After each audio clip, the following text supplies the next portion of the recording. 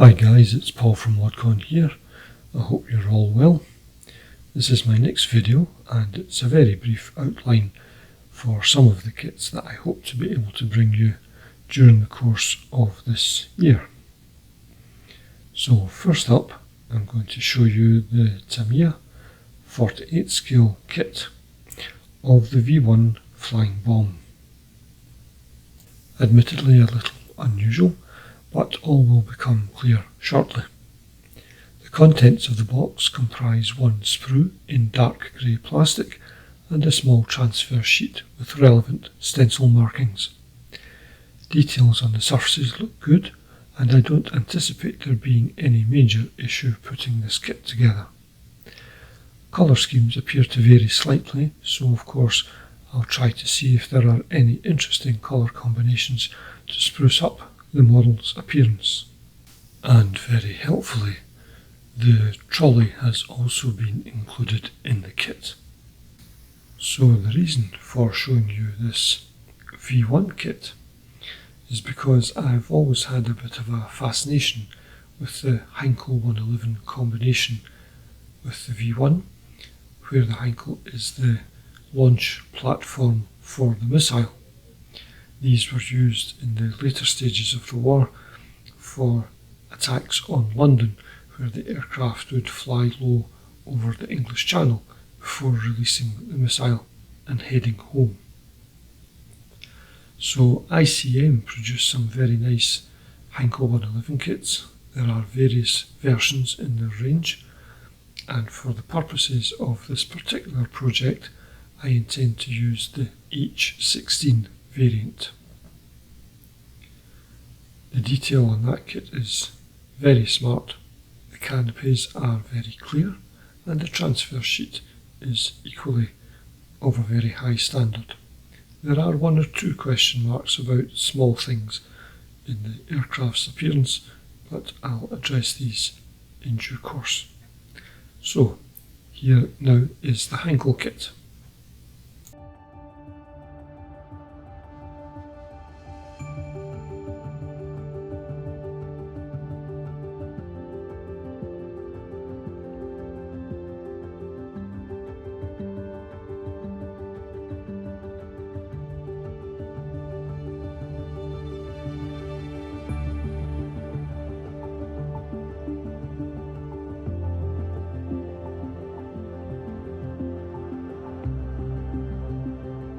So taking a first look at the transfer sheet, the crosses are all in register, the various stencils are included along with the unit markings, and there's also an instrument panel decal there if you choose to use it.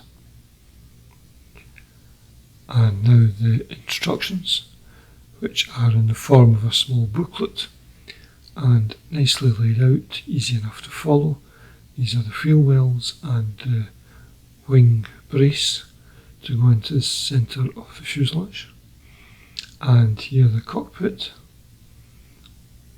and some of the internal detail. And the item I like best about this is a large ventral bomb rack, which could carry up to 5 bombs or other ordnance as appropriate.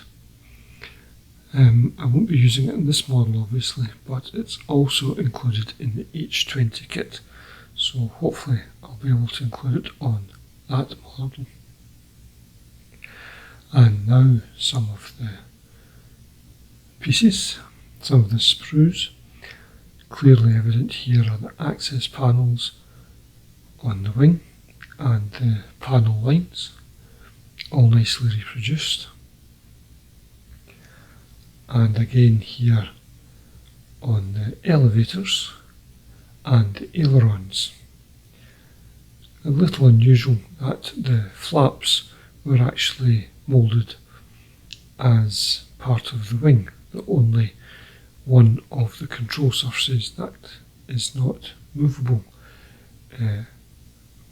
in this particular respect. I do appreciate the flap had an unusual shape, and it's not the easiest thing to produce, but then again Airfix managed to produce it on their 72nd scale kit, so It would have been nice to see it on this kit. So here is the large bomb rack on the left and the standard one on the right. The dorsal insert in the fuselage can accommodate whichever type of dorsal weapon stand that you wish to have on the model. And here we have the propeller spinners, which I'm not quite sure are the right shape, and the broader propeller blades. I could be wrong with the spinners, but they look a little bit rounded at first glance, but I'll be able to check up on that later. And the detail on the bombs is also very good as well. And taking this sprue here, excuse me, here are the standard bomb bay pieces, open or closed.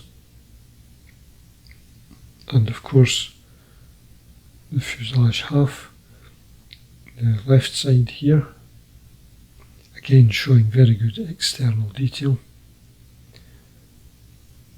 And not to be left out, the right side down here.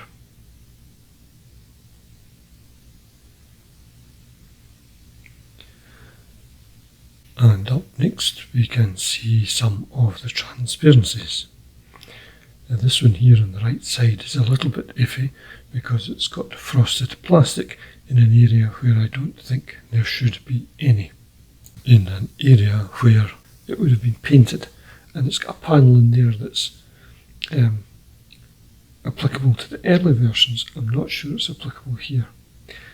This moving hatch just at my finger here seems a little bit narrow on the front here and a little bit wider at the back, and the transparency in the middle, in my opinion, is too short. It should extend further back. So that's to be borne in mind if you're wishing to build this model at some stage. Otherwise the transparencies are very nice, very clear, and the frosted areas, as I say, are the sections that do need to be painted over. This is the canopy from the H20 kit, and you can see just where my index finger is, there is no frosted plastic, because this piece here was fully transparent in the later version. I also thought it was available on the H16 kit, but I'll need to double check. And you can also see the gun turret there for the later version. So that's all the viewing of the Heinkel model, and the next kit I have to show you is the Great Wall Hobbies Focke-Wulf 189 in 48 scale.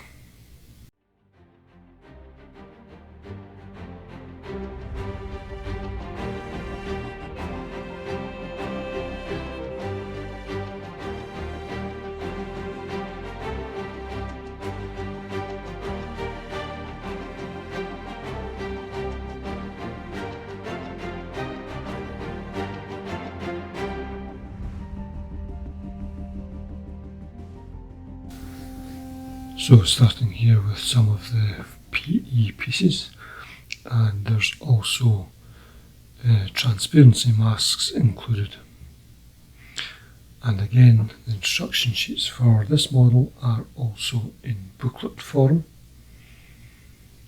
and again they're very well laid out and easy to follow.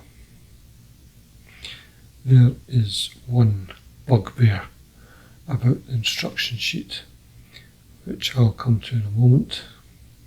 It's to do with the markings. But you can see in this section there's also engines supplied in the kit if you want to display them. And all in all, it goes together well. So here we are at the colour scheme, and please take note of what I'm going to say, because many a good model has been spoiled by not paying attention. So at the top here we have the code letters in the correct fashion with the alphanumeric parent code to the left side of the national marking. In this type of code, this is the way it should always be, reading from left to right.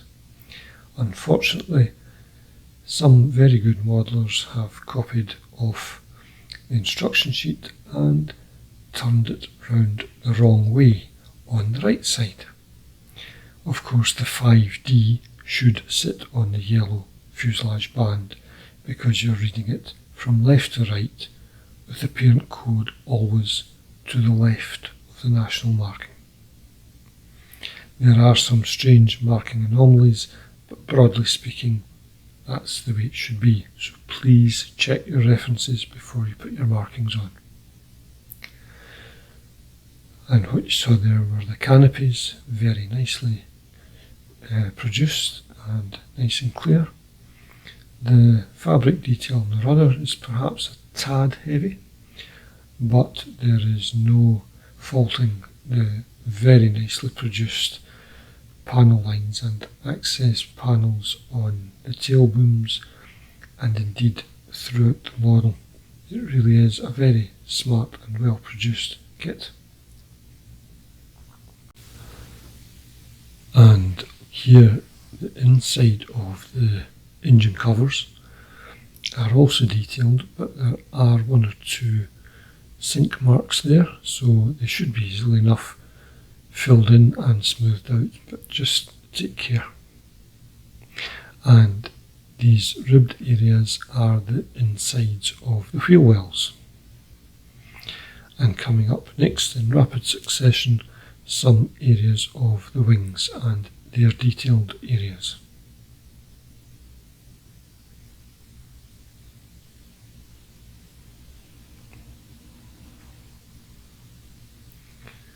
So now we're on to the gondola in the centre of the wing where the crew would have been, and this is the cockpit floor and the underside of the central section just at the top there, and the camera pieces, and just to the right we have the horizontal tail with the cutout for the tail wheel on the bottom section, and inside the upper section we have the detail for the tail wheel well. And also in the sprue there are various sundry attachments, a spent cartridge chute, trailing aerial and the machine gun outlets, and a pilot in a rather disassembled state. So that's a quick look at the Focke-Wulf kit. Coming up next is the kit I wanted to do next, but it hasn't yet arrived. But I think you'll like it. I hope you do, because I like it very much indeed.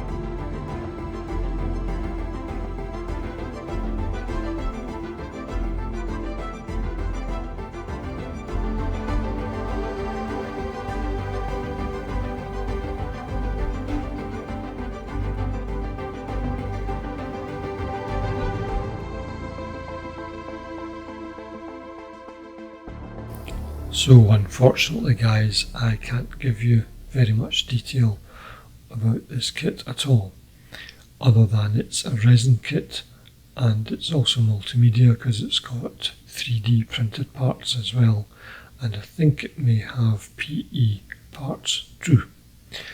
So I'll put the information for the website in the box below the video if you want to have a look at it.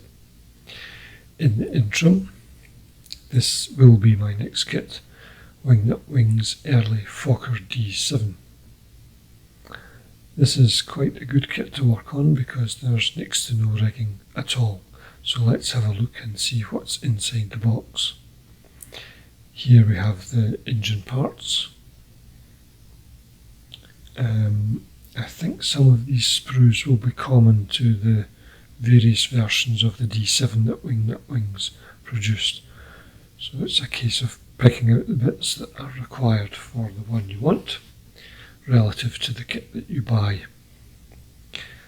And there's pieces here for the ammunition boxes, the front of the cowlings, there's the ammunition boxes there, the cowling fronts, and there's also the fin, the rudder, and I think the back panel behind the pilot's seat, along with the spar for the undercarriage there, and there's the rudder and the fuel tank pieces, and also the pilot's seat here, and rather a decent looking cushion.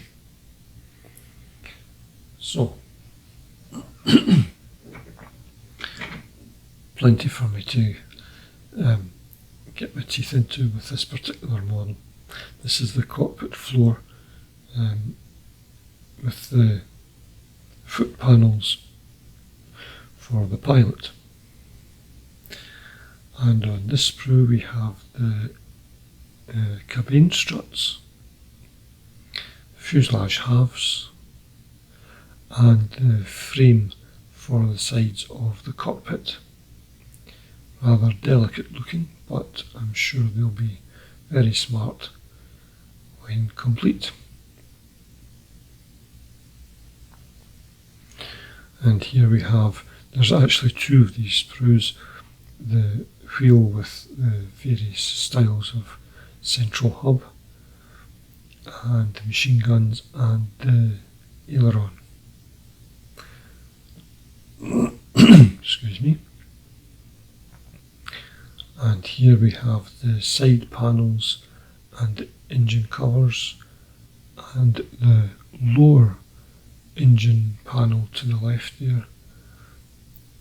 And these are, there they are there. They're very nicely produced. You can just see the slight differences. The flat panel at the front is slightly wider on one compared to the other, and the spar axle for the undercarriage is also included on the sprue. The next one up, the top and bottom sections of the top wing. The lower section seems to be ever so slightly bent upwards. I don't know if that's just a tension thing, so when I remove it from the sprue it might come back into proper position, otherwise I'll need to carefully manipulate it. It's slightly bowed, but I'm sure the kit will be pretty smart when it's done. So a few more images of the sprues coming up here, guys, and that's the end of this video. I hope to be able to bring these kits to you, as I say, during the course of the year. I hope you've enjoyed looking in on what's coming along, and until the next time, which shouldn't be too long, a few weeks at the most, I hope, I will wish you all the best, keep safe, and I'll catch you then. Take care. Cheers. Bye.